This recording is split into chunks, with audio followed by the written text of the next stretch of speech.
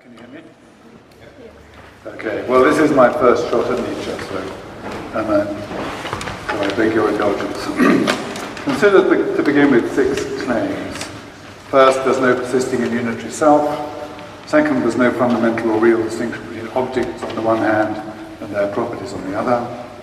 Third, there's no fundamental or real distinction between the basic or basal properties of things and the power properties of things. Fourth, no fundamental real distinction between objects or substances on the one hand and processes and events on the other. Fifth, reality isn't truly divisible into causes and effects. 6, objects aren't governed by laws of nature ontologically distinct from them. Well, I think these claims are central to Nietzsche's metaphysics. He also holds 7, that there's no free will, as ordinarily understood, although I won't say much about this, and 8, that nothing can ever happen otherwise than it does.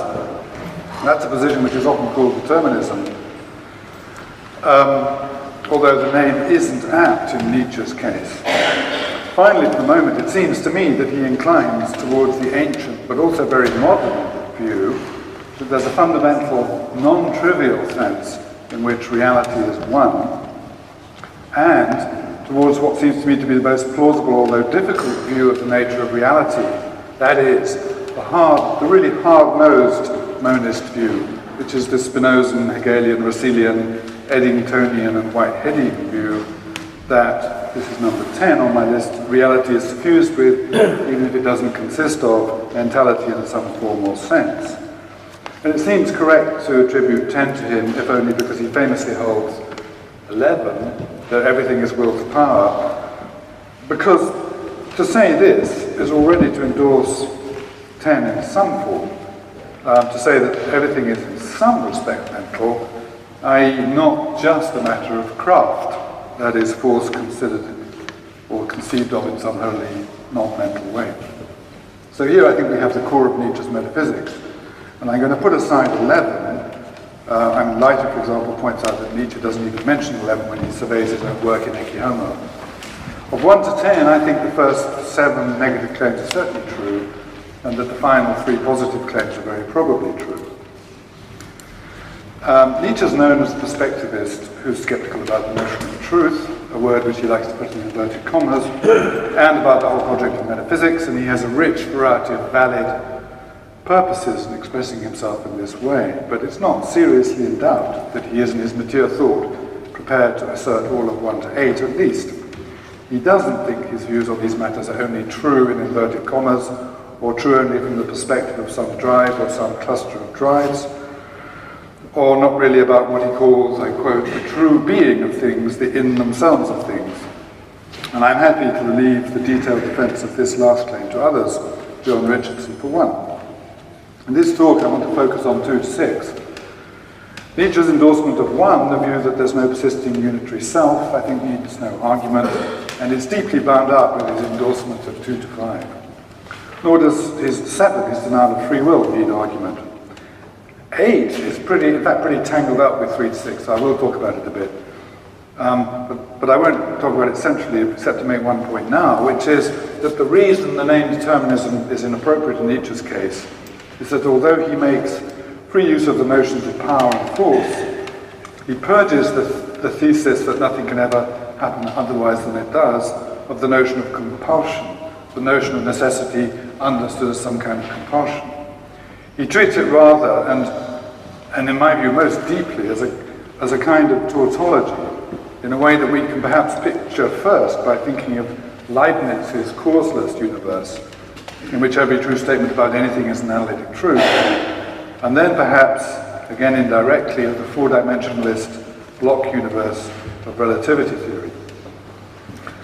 What about 9? I'm just going through these, saying a few things about these before getting on to the main issue.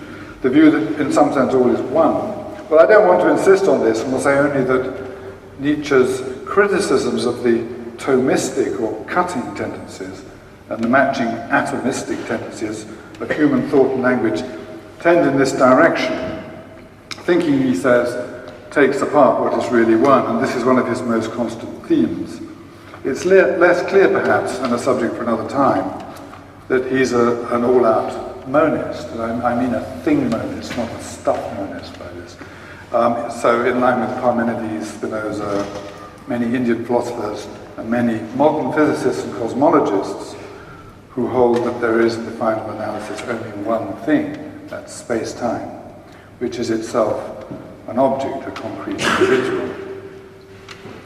Well, Nietzsche's views have a fine ancestry. They are, in a sense, traditional, and they're strongly in accord, as I've already said, with much in present-day physics. Their main elements are found in Heraclitus, in the Buddha, in some of the work of the Buddha's near contemporary Plato. In early modern times, they connect strongly with Spinoza and Leibniz, at least, and more recently with Whitehead and the later Russell, among others. Many more connections can be made, some of which I'll indicate. But I'm not particularly concerned with questions of influence. There are fundamental points on which Nietzsche agrees with Descartes, and this is a point it pleases me to stress, because Descartes is a great genius, misunderstood. And also points on which he agreed with Locke and Hume and Kant and Schopenhauer. And none of this is surprising. Truth tends to occur independently to different thinkers and to force its way out. I'm quoting William James, who says that metaphysics means nothing but an unusually obstinate effort to think clearly. And no one is more obstinate than Nietzsche. It seems to me, in fact, that he has this completely uncanny nose for truth, which seems to extend beyond the psychological to the physical, and it's almost bewildering to me. And some of this, I think, came up earlier in the parallel session that I attended, where connections were made between Nietzsche's thought and present-day physics. But not all of you were here. Anyway, my present aim is to give a brief exposition of part of what I take to be the right view about the fundamental nature of reality, with some special reference to Nietzsche. So I'd be amazed and worried if there were anything new in what I have to say about Nietzsche. I simply want to provide a certain view of reality with one distinguished reference point among others. Now, I'm going to use the late notebooks freely, even when there are equally good quotations from the work Nietzsche published himself. So I also see this paper as containing slots for supporting quotations to be supplied by others.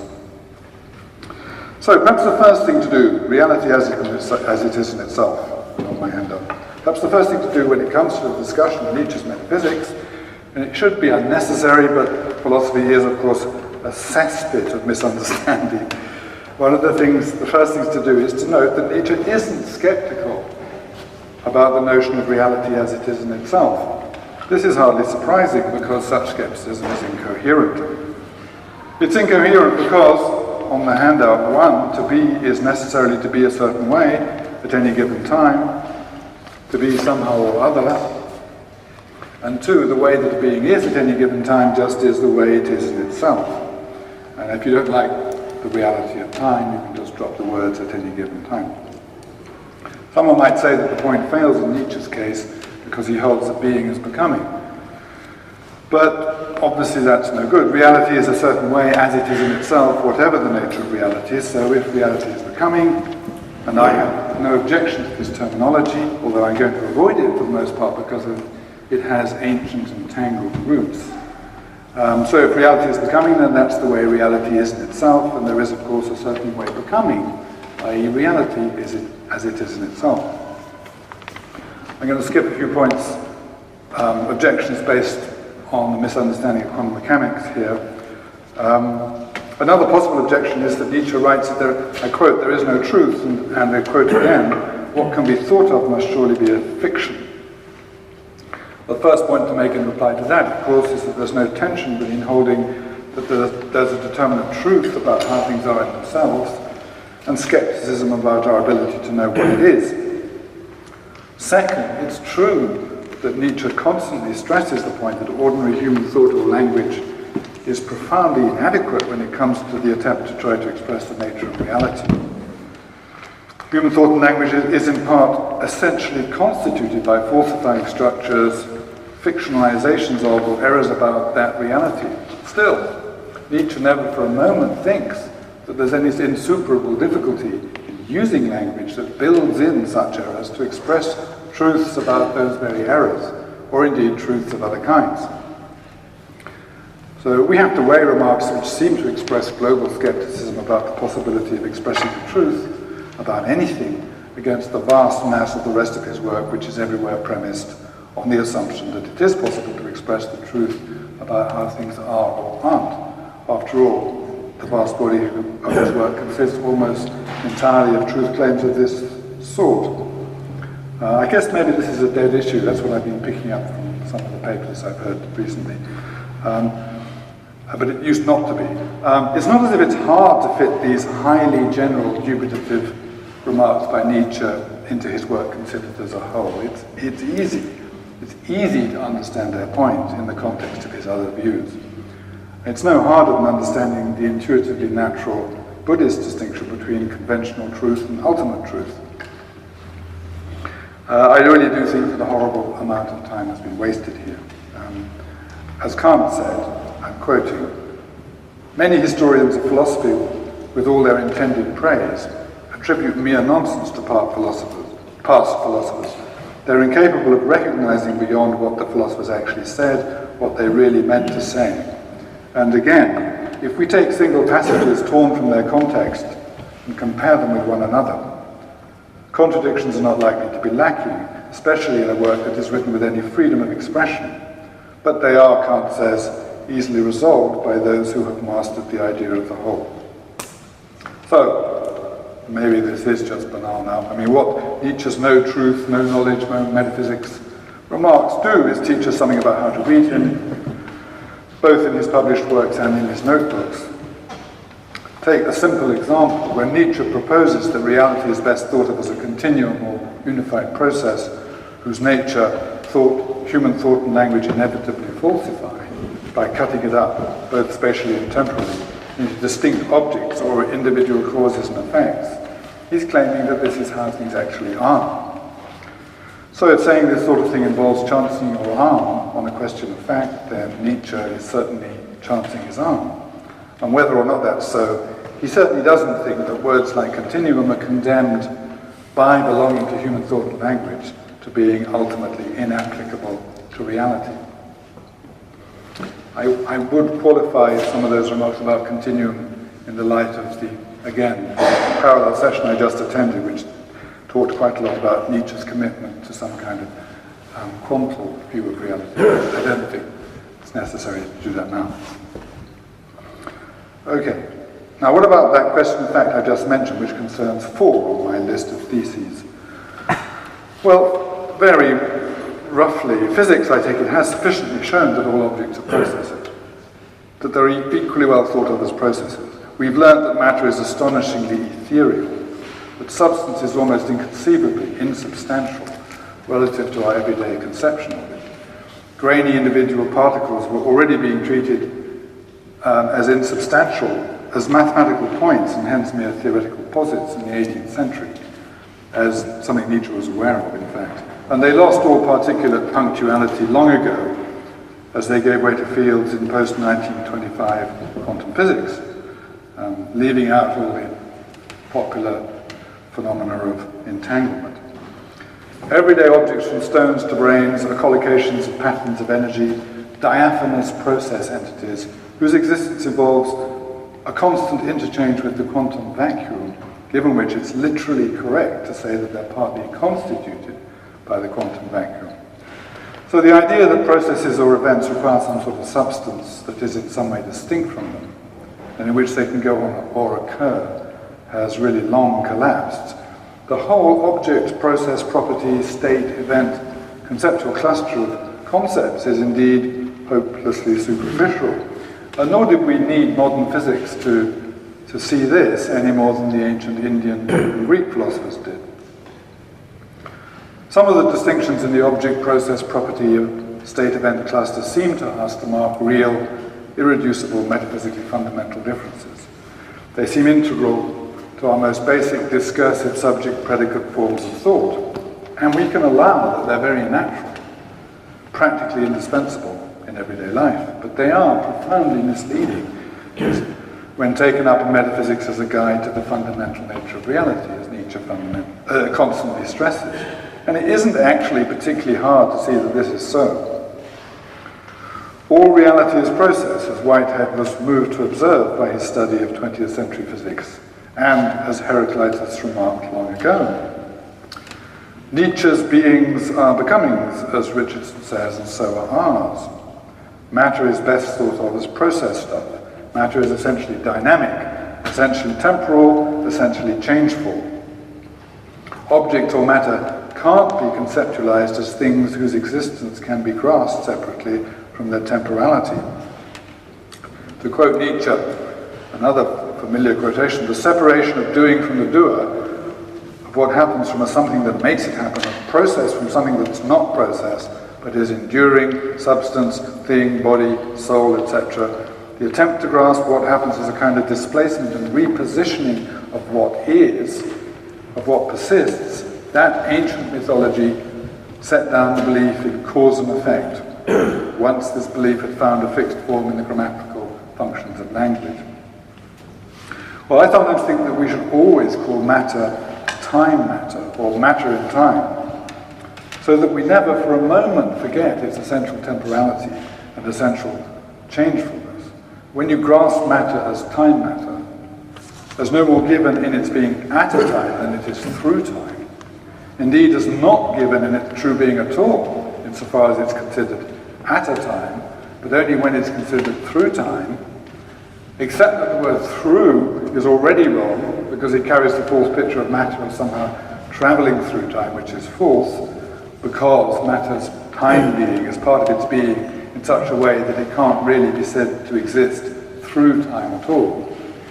When you see all this, then you see that to assert thesis 8, that nothing can happen other than it does, is just to say that matter, that's time matter, is what it is. To say that, even to say that matter does certain things, or behaves in a certain way, is already to have falsified the reality of matter, and suggests, insofar as it suggests that its behavior could be distinguished from its nature.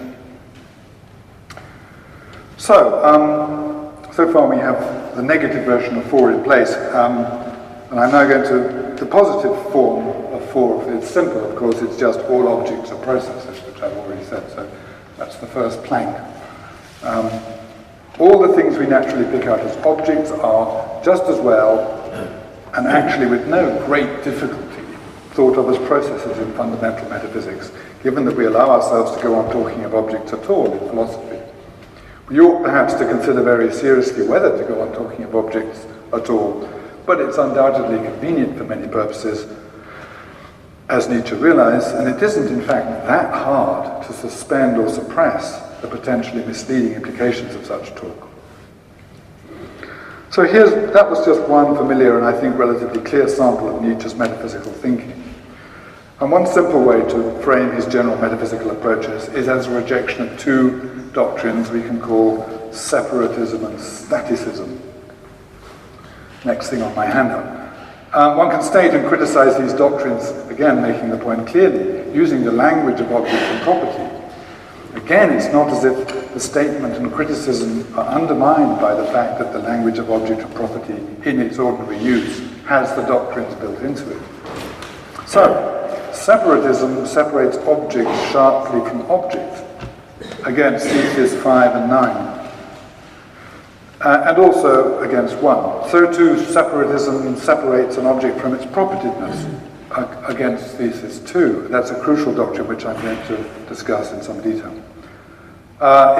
Separatism combines with staticism in separating matter from force, against thesis 6. Put otherwise, in the explicit terms of 6, it separates things from laws of nature, and then says, separatistically, that the latter govern the former. Separatism and staticism combine again against thesis 4, as remarked in the last section, to separate basic existence from time or temporality, or in more Nietzschean terms, being from becoming, in a way profoundly contrary to modern physics. Well, I've distinguished 10/11 claims for purposes of philosophical discussion, but this separation too is of course artificial. There are many internal connections and redundancies among the claims. So for example, thesis 3 can be seen as dropping out of 2 and 6. And I'm delaying direct discussion of 5, that is Nietzsche's views on causation, but 4, 5 and 6, in fact all of 2 to 6, go very closely together. What should we oppose to staticism? Well, dynamicism, process metaphysics, Heracliteanism, the names don't matter. To separatism, well, monism, holism, metaphysical relationalism, the Buddhist doctrine of dependent origination, maybe in Nagarjuna's formulation of the emptiness doctrine. Well, there are lots of names you can have. I favor the name identity metaphysics. Now, the name may be thought to express only the rejection of separatism and not also staticism. But this too is superficial. It depends on another false separation, the separation of separatism from staticism. A separation which is very useful for analytical purposes, but which is, to repeat, metaphysically superficial. More particularly, it depends on the idea that there's a sharp distinction between space and time. And that idea is radically and extraordinarily false, given what we know of the nature of space-time. We now speak freely of space-time using the single word to mark the collapse of the idea that space and time are radically distinct from each other. But we might do well to add the word matter into that word to get the single word space-time matter. The Nobel Prize winner Stephen Weinberg suggests that all the objects we take ourselves we have to do with in life are best conceived of as like space-time being itself a physical object, the only one there is, an essentially substantial something. That apart, however that may be, where ordinary thought and vast tracts of metaphysics find distinctness, discreteness, numerical difference, identity metaphysics finds unity, continuity, identity. Identity metaphysics, after all, is Identitätsphilosophie. Spinoza is one of its exemplary practitioners, followed by Schelling, the inventor of the term, and Hegel. Nietzsche's thought lies in the same tradition. It lies there because it's true, not because it's a tradition. And although he also lays a great stress on differences of force or power or rank. Well, separatism and staticism lie very deep in language, with its basal subject-predicate form, but we can see easily enough that this is so, and we can say so in language and find ways of putting things that avoid the problem. We have in language words like process, flow, and flux that allow us to say what is wrong with conceptions of the nature of reality which find sharp separations, discrete existences where really there are none. We can say with Heraclitus, in whose proximity, Nietzsche writes, I quote, he feels warmer and better than anywhere else, that everything flows. Okay, now consider two. The seemingly radical claim that there's no fundamental distinction to be made between objects on the one hand and their properties on the other. Well, I say the claim is radical, and it may indeed be un-Aristotelian, but it's hardly radical if by radical we mean radically unorthodox. It seems to be relatively little known, but Descartes, Spinoza, Leibniz, and Kant are among those who unite with Nietzsche in their endorsement of two. They all hold, to use and slightly extend Descartes' terms, that there is no real distinction, only a conceptual distinction between an object considered at any given time and its properties, its attributes and modes. Well, there's no real distinction between two things A and B on Descartes' terms when they can't possibly exist apart. The clearest case in which A and B can't possibly exist apart, and it is in the end perhaps the only case, is the case in which A and B are identical. For then there's only one thing, and nothing can exist apart from itself. Strikingly, for some it's striking, the case of an object at any given time and its propertiedness considered at that time is a case of this kind. So I claim. So too is true. The claim that there's no real distinction between an object and its propertiedness, because the positive version of two, objects or substances are literally identical with their propertiedness. Well, at first this claim seems plainly false, given a standard training in analytic philosophy, and given the extreme naturalness of counterfactual thought, which builds in so many of the metaphysical errors Nietzsche criticizes, but not after a while. Well, I've argued for two in another place, and here I'm just going to cite other people instead. So here's Descartes, he's concise. I quote, the attributes of a substance, when considered collectively, he says, are indeed identical with the substance. Nietzsche is even more concise. I quote, "A thing equals its qualities. Subtract the doing," as he often says, "and there's no doer left over." One might think that Descartes, Leibniz, and Spinoza want to hang on to a robust notion of substance in a way that Nietzsche doesn't. But there's a fundamental respect in which this isn't so, in which they're at one.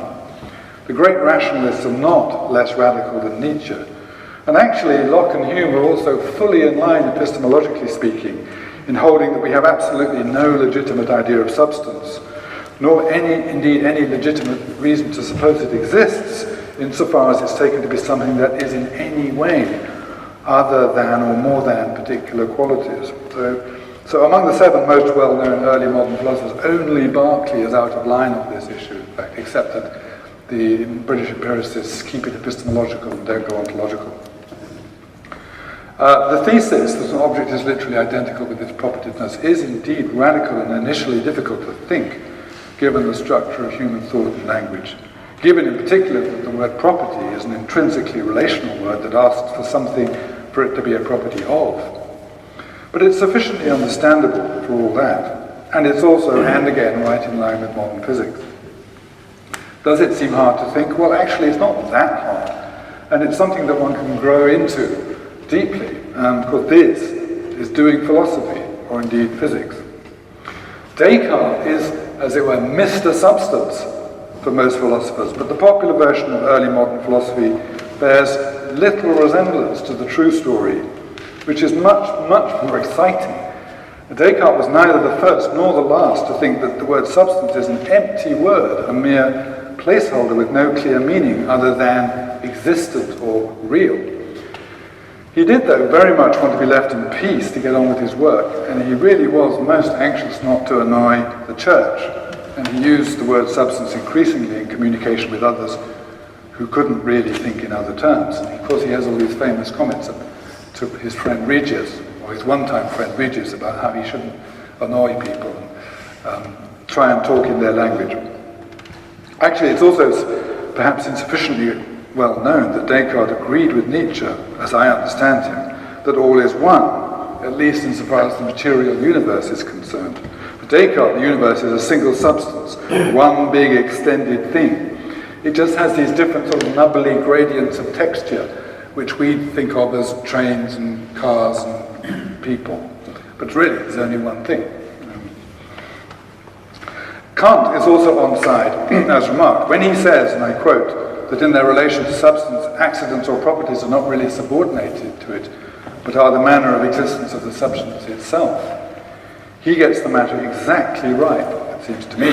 Nothing more needs to be said, and as so often in philosophy, the mistake is to try to say more.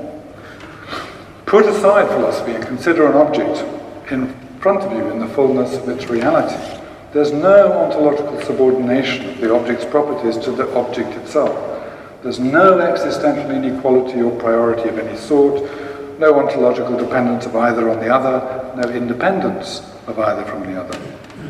There is, in other words, no real problem of universals and particulars, as traditionally understood, only a number of philosophically habitual ways of understanding the terms object and property that just can't survive a proper appreciation of the present point.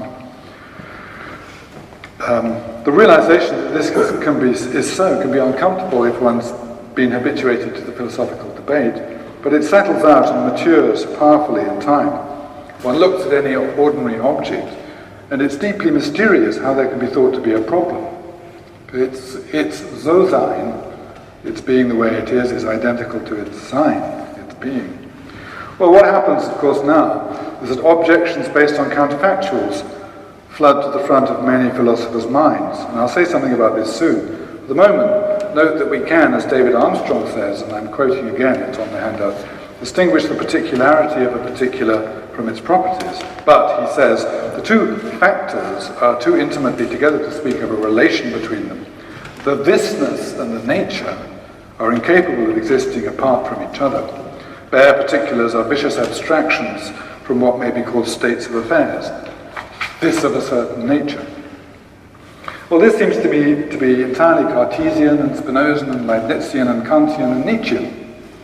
We can, as Armstrong says, I distinguish the particularity of a particular from its properties. We can make this conceptual distinction, but we can't really speak of a relation, a real distinction between them. 2 is true. Objects are literally identical with their propertiedness. This is entirely compatible with claiming that an object's properties, including its intrinsic or non-relational properties, may and do change through time while it remains the same object. Well, no, it isn't, someone says, and I've got this almost verbatim on the handout because I thought it's a bit more complicated. If someone says to me, look, to hold that objects are identical with their properties is to hold, this is Roman 1, that objects necessarily have all the properties they have. But the objector says, we naturally say that object X, for example, would still have been the object it is at time t, even if its properties or propertiedness P had been different at t. We naturally say it would still be the object it is, even if some at least of its properties were other than they are in fact. To which I reply, true. But nothing here forbids this way of talking about the non-actual. The fact that there are contexts in which we find it natural to say, this is Roman 2, that X's properties might have been different from what they are while it remained the same object, doesn't provide any support at all for the mistaken idea that Roman 3, an object has or must have some form or mode of being independent of its having the properties it does have.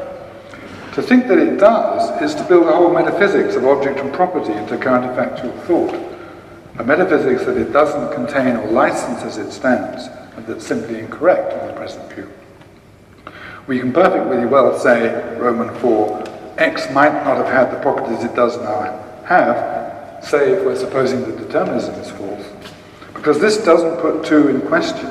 It doesn't challenge the view that whatever happens, everything in which the being of X consists at any time is identical to everything in which the being of X's propertiedness consists at that time. It's possible to read Arabic thesis 2 in such a way that it's challenged by Roman 4, but if one does, one simply chooses to ignore the fundamental metaphysical truth expressed by 2. I can't really go on about this more, but you really need to, some of the people think, well, I'm just reiterating the old bundle theory about objects are just collections of properties, but the trouble with that, as it's usually stated, is the word property, the meaning of property has already have to have been transformed in your thought. And if the old bundle theory as usually presented is still making use of a notion of property that makes it seem grotesquely implausible thing to say. That's because the error is built into the word property. So it takes a bit of time. Another objection, someone says, I'm bald, but my propertiedness is not bald, therefore I'm not identical to my propertiedness. This is meant to be a knockdown argument of Leibniz's law. But the reply to that is this is language, not metaphysics. And I think I can answer that with Nietzsche. It's childish to think that such an appeal to Leibniz's law can refute identity metaphysics in this way. To understand the present claim, to accept the sense in which the being of X is identical with the being of its propertiedness, and that there is such a sense isn't in question, is to see that this style objection has no force. It simply bounces off its target. It depends on what's been discarded, the standard language-enshrined object-property distinction that drives the interminable debate about particulars and universals. So I don't think Frank Ramsey exaggerates when he says, and I quote, "The whole theory of universals is due to mistaking a characteristic of language for a fundamental characteristic of reality." And Whitehead only exaggerates a little perhaps when he says, and I quote, that all modern philosophy hinges round the difficulty of describing the world in terms of subject and predicate, substance and quality, particular and universal. And both of them, of course, agree with Nietzsche, whose entry I have delayed until now. That's just as it were an artifact of the fact that I had all these stuff down, and then I discovered that Nietzsche could be recruited to the cause. So language is built in terms of the most naive prejudices. We read disharmonism problems into things because we think only in the form of language, thus believing in the eternal truth of reason, e.g. subject, predicate, etc. Because he comes first in the historical order now. Nietzsche often focuses on causation when making this point. I'm let me quote, that we have a right to distinguish between subject and predicate, he says, that is our strongest belief. In fact, at bottom, even the belief in cause and effect itself, in conditio and conditionatum, is merely an individual case of the first and general belief, our primeval belief in subject and predicate. Might not this belief in the concept of subject and predicate be a great stupidity? And claims 2 and 4 are in fact deeply connected to claims 3, 5 and 6, which are in turn thickly interwoven with each other. And it's to this triplet that I now turn. Subject predicate, the connection of subject and predicate with cause and effect is, as it were, mediating the transition. Well, the first point is a quick one. It seems to me clear that Nietzsche's animadversions against talk of causes and effects don't amount to any sort of skepticism about the reality of what we can perfectly well call causal process. Nor do they amount to any qualification of his view that nothing can ever happen otherwise than it does. His belief, this may cause dissent, his belief in what we can well call natural necessity. So long as we detach this term from any idea that anything in nature is bossing anything else about or compelling it. What Nietzsche is objecting to in the classic Buddhist style is the substantivalist separatism of talk about individual causes and effects. He's asserting 5, the claim that reality is not truly divisible into causes and effects. Here's a quotation from the Gay Science. Our concepts of cause and effect have merely perfected the image of becoming without reaching above the image or behind it. Cause and effect, there is probably never such a duality. In truth, a continuum confronts us, out of which we isolate a couple of pieces. Okay. The error of dividing the reality continuum, the becoming reality, into discrete substantival causes and effects is for Nietzsche a particularly salient case of the fundamental error built into the fundamental form of discursive thought. That is, most centrally, the subject-predicate form or noun-verb form, which inevitably enacts the object-property error and or the being-becoming error. Well, against this error so far, we already have in place the positive versions of thesis 2 and 4. Objects are processes. There's no real distinction between objects and their propertiedness. The next thing to bring into the line is the positive version of 3. As it stands, 3 in its negative form states that there's no fundamental real distinction, only at best a conceptual distinction between a thing X's basal properties and its power properties. Put otherwise, and here I'm intentionally introducing an extremely unhelpful terminology, because it's so widespread that it's worth trying to express the correct view in its terms, although they resist the truth. So put in these other terms, negative 3 states that there's no fundamental real distinction, only at best a conceptual distinction between X's categorical properties and X's dispositional properties. Now, to consider 3 in any form is again to separate out for purposes of discussion an aspect of what is, in the end, a single thesis, the single thesis of identity metaphysics, which inevitably comes out as something complex in human thought and language. So the separation is again artificial. But one has to do this sort of thing when doing human philosophy. And one can perfectly well, and using language, and one can perfectly well do it in the service of trying to show, as I am now trying to show, how and why the separations are artificial.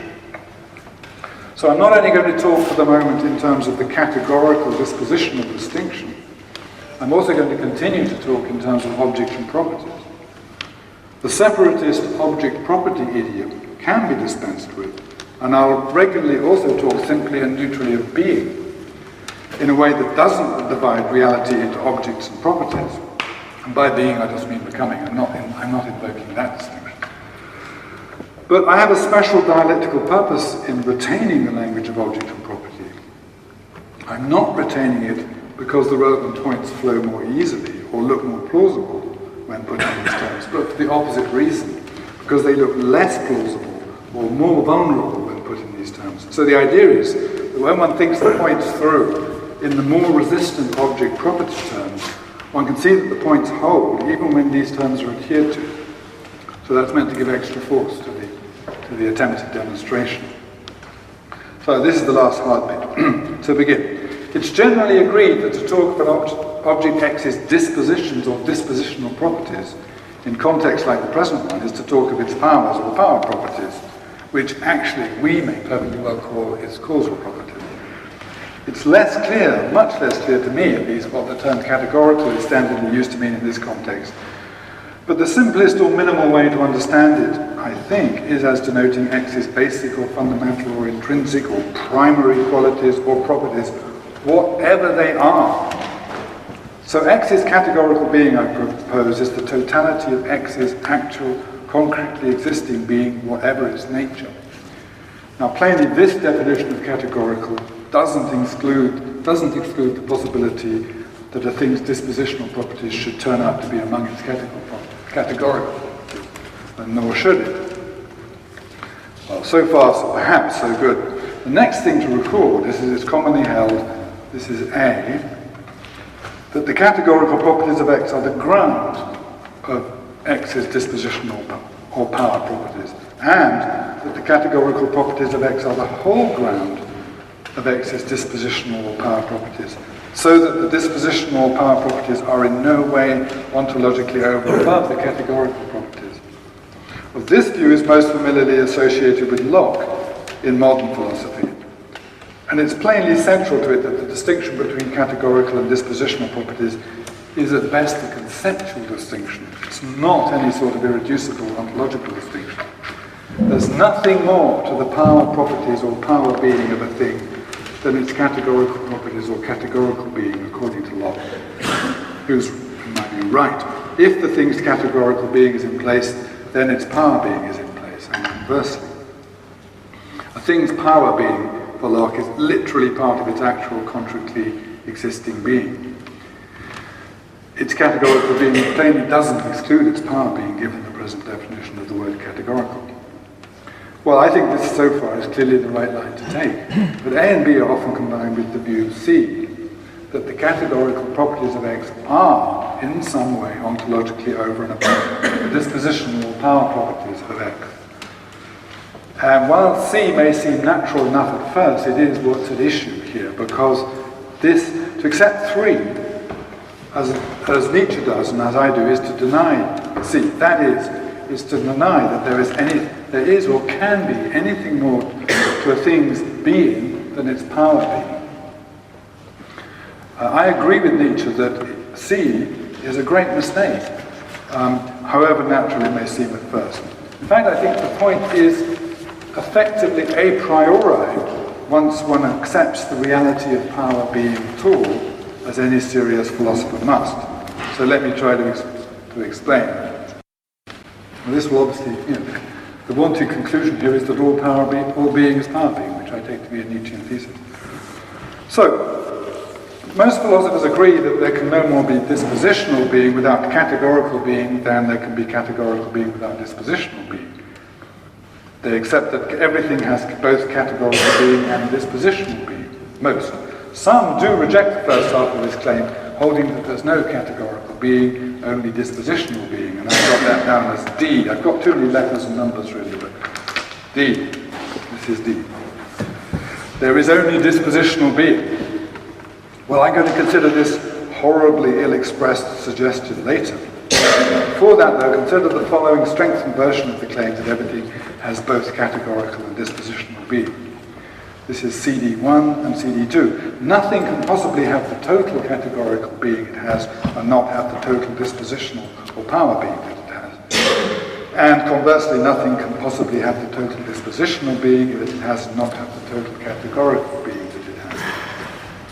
I think this is just obvious on reflection, given that we agree to use the dreaded categorical dispositional language at all.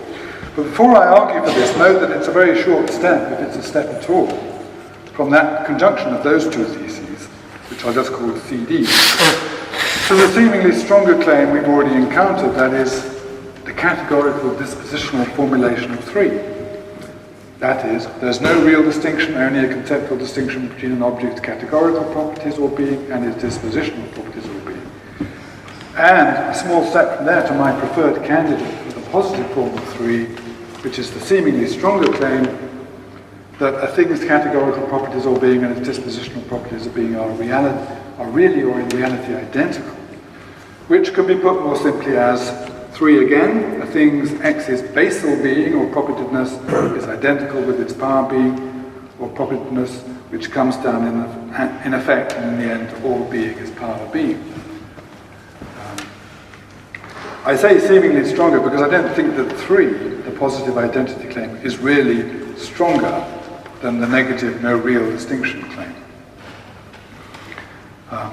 Well, look, all this may seem quite wrong, and I know it does seem quite wrong to a very large number of present-day so-called analytic metaphysicians.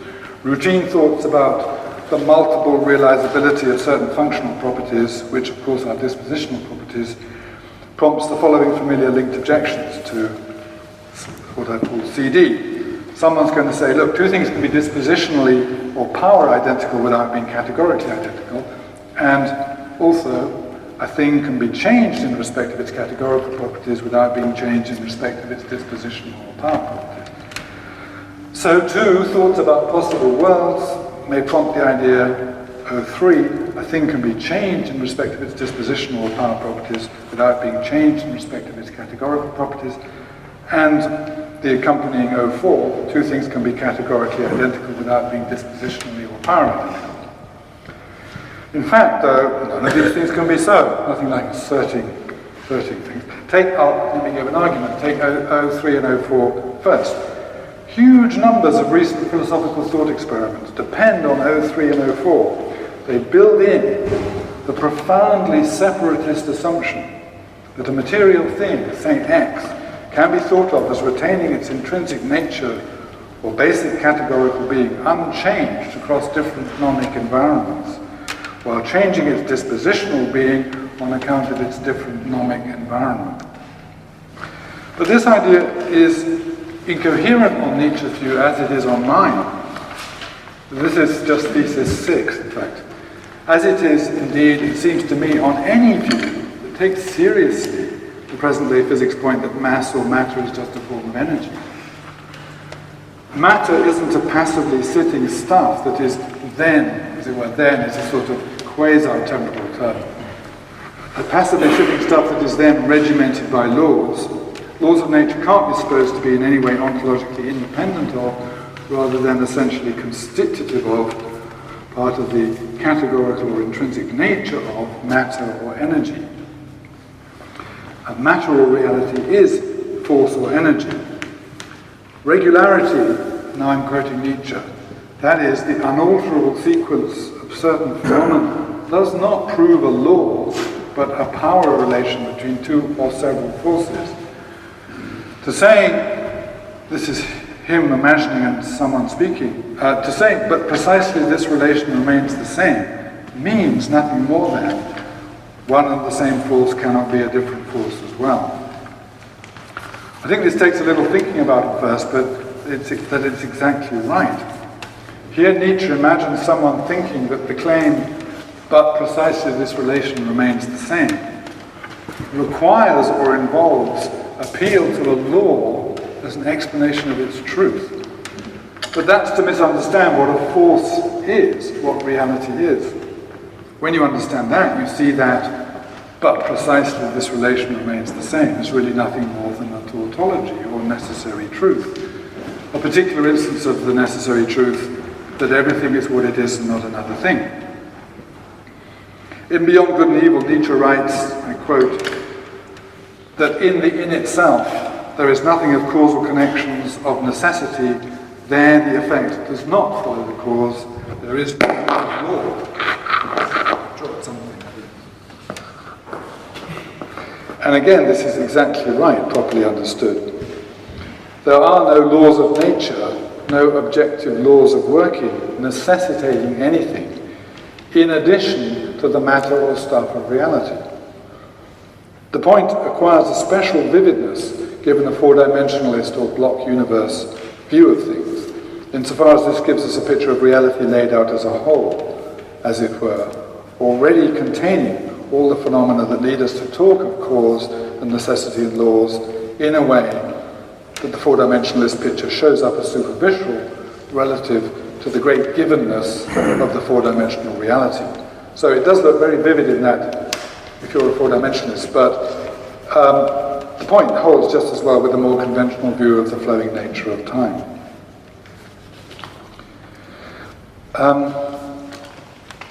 So much for 03 and 04. Turning back now to 01 and 02, that's the objection, which is in effect an objection to 3, the claim that all being is power being.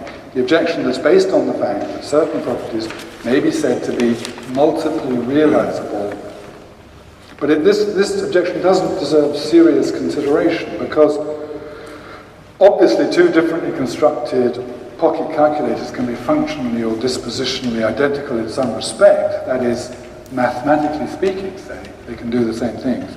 Equally, obviously, their total dispositional being will be different if they're differently constructed.